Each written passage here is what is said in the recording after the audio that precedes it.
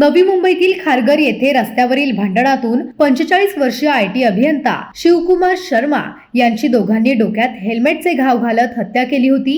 सदर घटनेचा video viral झाल्यानंतर एकच खळबळ उडाली।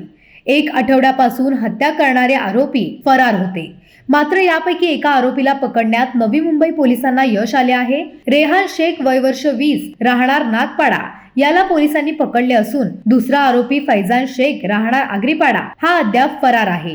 दोघेही डिलिव्हरी बॉयचे काम करत असल्याची माहिती समोर आली आहे।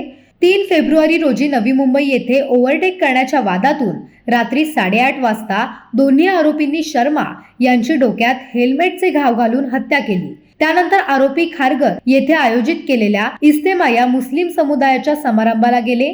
तिथून रात्री ते घरी गेले असल्याची माहिती समोर येत आहे। विविध ठिकाणचे सीसीटीव्ही चित्रण गोळा करून पोलिसांनी आरोपींचा माग काढला, तसेच प्रत्यक्षदर्शींच्या जबाबातून गुन्ह्याचा उलगडा केला। वादळवारा लाईव्ह साठी अमोल कांबळे, नवी मुंबई। नवी मुंबई व रायगड जिल्ह्यातील ताज्या बातम्या आणि घडामोडींसाठी सबस्क्राईब करा वादळवारा लाईव्ह चॅनल आणि दाबा बेल आयकॉन।